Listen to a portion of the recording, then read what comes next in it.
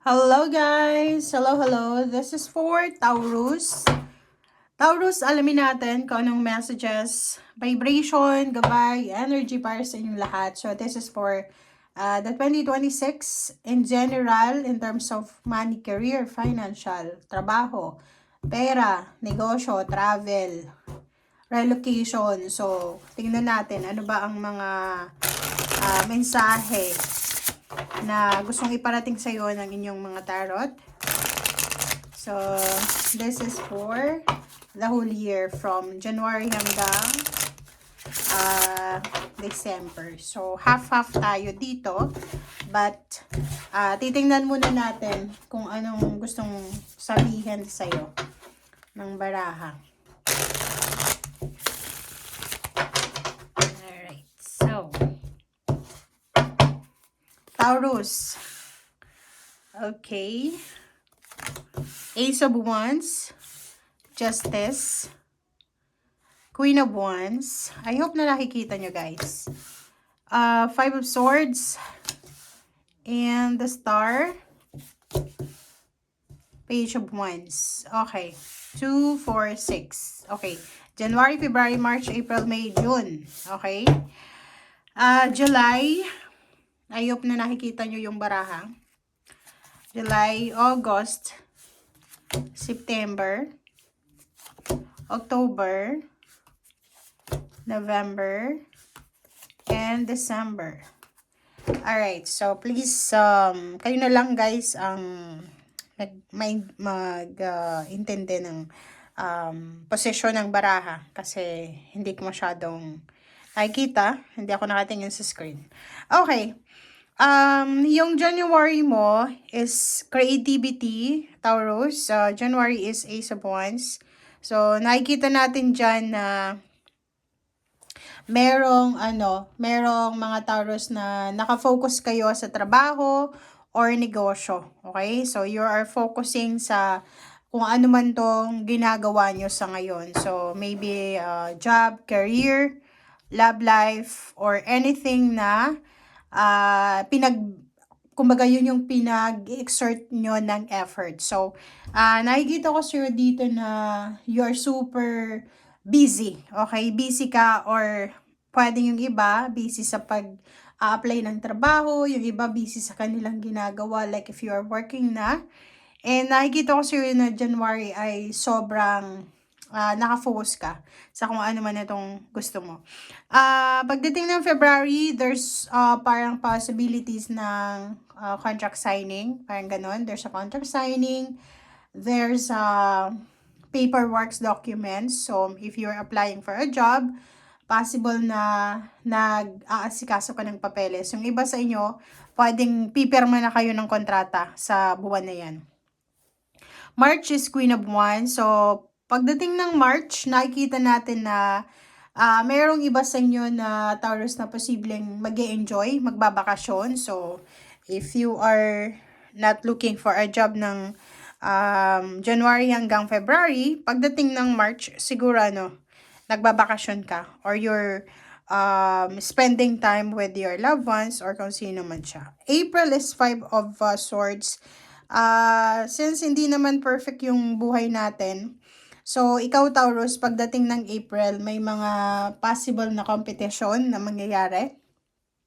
So you need to be aware.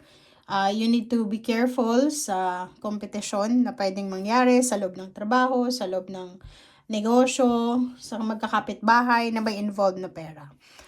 May is the Star, Hope. So, nakikita natin na isa sa mga possible na pangarap mo sa buhay ay matupad mo ng May, which is, this is your birthday month. So, nakikita natin na sobra-sobra kang motivated, sobra kang inspired, sobra kang forward mover ka sa buwan na to. So, nakikita natin na yung motivation and determination mo ay sobra-sobra.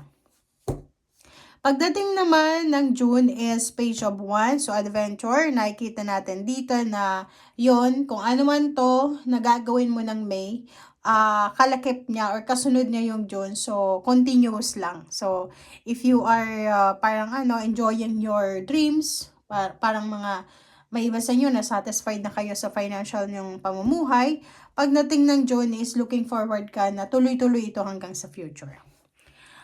July is High Priestess. So, sinasabi ng baraha sa inyo na may mga hidden talents, hidden creativity kayo na posibleng pagkakitaan nyo pagdating ng July.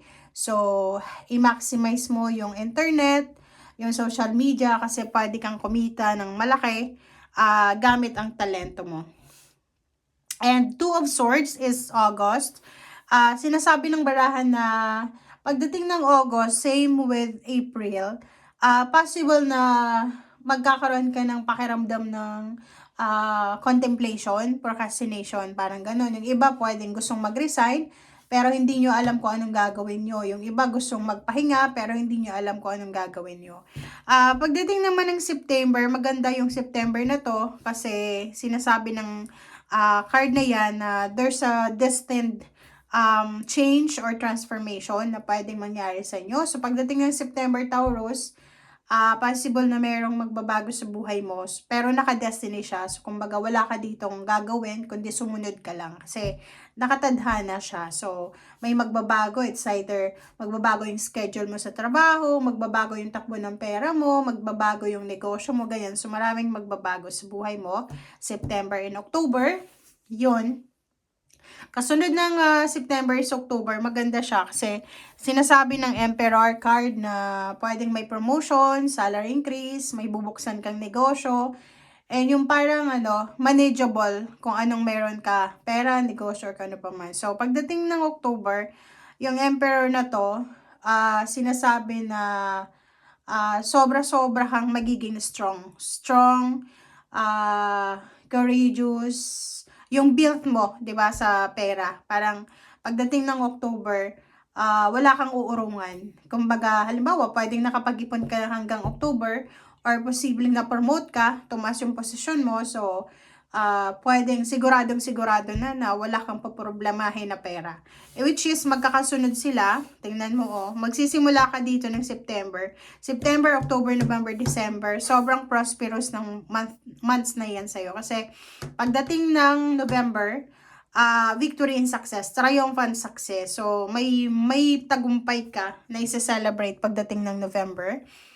Yun, recognition, awards, rewards. And December, abundance. Okay? So, siguro yung iba sa inyo na hindi masyadong nagsishare ng kanilang blessings every Christmas and New Year, but sa case mo, this year, 2026, pag December, punong-puno ka ng blessings. And financially, marami kang mga bagong source of income. So, hindi lang isa, marami siya. Marami kang sisimulan ngayong December, and at the same time you will feel abundant. So papabor sa'yo ang takbo ng tadhana, lalo na sa usaping salapi.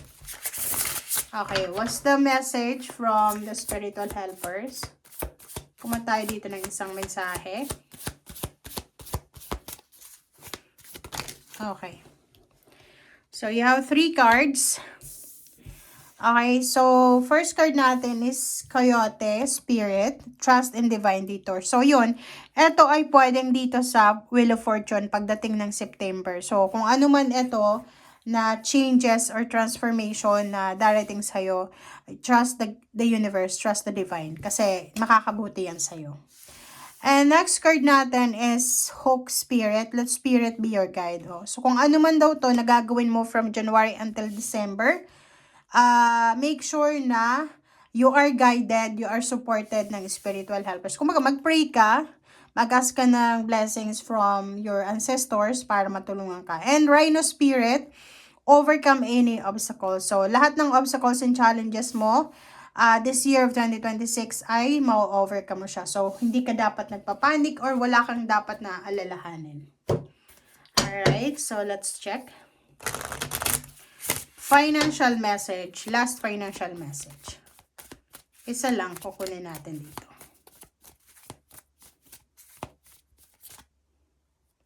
Alright. So, love na reverse. So, ibig sabihin niya, since pera yung pinag-uusapan natin dito, Taurus, make sure daw na huwag kang masyadong emosyonal sa taong ito. make sure na nakafocus ka ngayon sa pera. Kasi parang halimbawa, ikaw bilang isang Taurus, masyado kang nakafocus sa love life mo for several years na hindi mo na napapansin na tumatanda ka na, nagkakaedad ka na, which is kailangan mo nang i-focus yung stability and then the security ng iyong finances. Okay? Thank you guys. Bye!